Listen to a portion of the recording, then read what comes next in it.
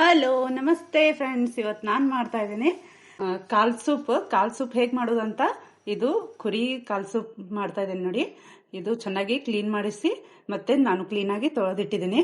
ಇವಾಗ ಹೇಗೆ ಮಾಡೋದಂತ ನೋಡ್ಕೊಂಡು ಬರೋಣ ಬನ್ನಿ. ನೋಡಿ ಫ್ರೆಂಡ್ಸ್, ನಾನು ಇವಾಗ ಒಂದು ಸ್ಪೂನಷ್ಟು, ದೊಡ್ಡ ಸ್ಪೂನಿಂದ 1 ಸ್ಪೂನಷ್ಟು ಎಣ್ಣೆ ಹಾಕ್ತಾ ಇದ್ದೀನಿ.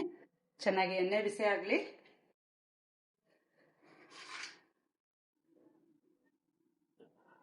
ಒಂದು 2 ಇಂಚಷ್ಟು ದಾಲ್ಚಿನ್ನಿ ತಗೊಂಡಿದ್ದೀನಿ. ಮತ್ತೆ 4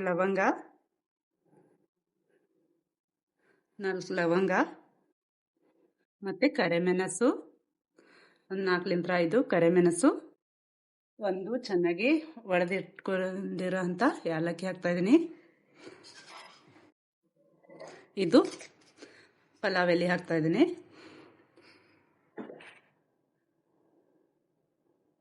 ಒಂದು ಅರ್ಧದಷ್ಟು ಈರುಳ್ಳಿ ಕಟ್ ಮಾಡಿ ಇಟ್ಟಿದ್ದೆ, ಅದು ಕೂಡ ಹಾಕ್ತಾ ಇದ್ದೀನಿ ನೋಡಿ. ಮತ್ತೆ ಒಂದು ಅರ್ಧದಷ್ಟು ಟೊಮೆಟೊ. ಇವಾಗ ಚೆನ್ನಾಗಿ ಫ್ರೈ ಮಾಡ್ಕೊಳ್ಳೋಣ. ಯಾರು ಈರುಳ್ಳಿ ಟೊಮೆಟೊ ತಿನ್ನೋದಿಲ್ಲಲ್ವಾ, ಸ್ಕಿಪ್ ಮಾಡಿದ್ರು ನಡೀತದೆ. ಇವಾಗ ನಾನು ಕಾಲು ಹಾಕ್ತಾ ಇದ್ದೀನಿ, ಚೆನ್ನಾಗಿ ತೊಳೆದಿಟ್ಟಿರೋಂಥ ಕಾಲು. ಇವಾಗ ಸ್ವಲ್ಪ ಅರಿಶಿನ,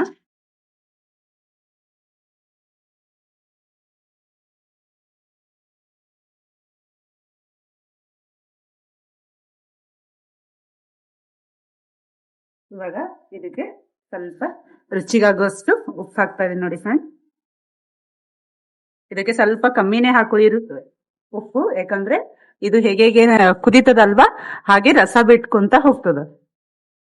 ಇವಾಗ ನಾನು ಒಂದು ಚರಿಗೆಯಷ್ಟು ಬಿಸಿ ಮಾಡಿಟ್ಟಿದ್ದೆ ನೀರು. ನಾನು ಇದಕ್ಕೆ 2 3 ಗ್ಲಾಸ್ ಅಷ್ಟು ನೀರು ಹಾಕೋತಾ ಇದ್ದೀನಿ. ಇದು 4 5 ವಿಸಿಲ್ ತಗೋಬೇಕಾಗ್ತದ. ಚೆನ್ನಾಗಿ ರಸ ಬಿಡೋ ಮಟನು ಇದಕ್ಕೆ ಕುದಿಸ್ಕೋಬೇಕು ನೋಡಿ. ಇವಾಗ ನಾನು ವಿಸಿಲ್ ಹಾಕ್ತಾ ಇದ್ದೀನಿ ಫ್ರೆಂಡ್ಸ್.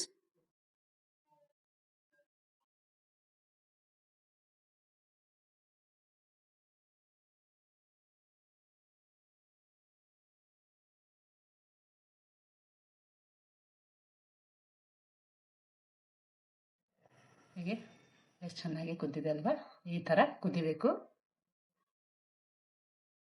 ಇವಾಗ ಸರ್ವಿಂಗ್ ಬೌಲ್ಗೆ ಹಾಕ್ತಾ ಇದ್ದೀನಿ ನೋಡಿ.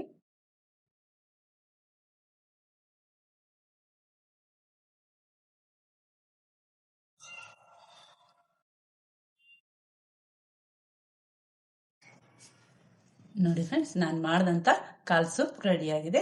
ಅಜ್ಜ ಅಮ್ಮ ಯಾರಾದರೂ ಇದ್ದರೆ ಹೀಗೆ ಕಾಲು ನೋವು ಇದ್ದವ್ರಿಗೆ ಇದು ಕ್ಯಾಲ್ಶಿಯಂ ಇರ್ತದೆ ಇದ್ರೊಳಗಡೆ. ನೀವು ಕೂಡ ಮನೇಲಿ ಮಾಡಿಕೊಟ್ಟು ಹೇಗಾಗಿದೆ ಅಂತ ಕಮೆಂಟ್ಸ್ ಬಾಕ್ಸಲ್ಲಿ ತಿಳಿಸಿ. Thank you video ನೋಡಿದ್ದಕ್ಕಾಗಿ.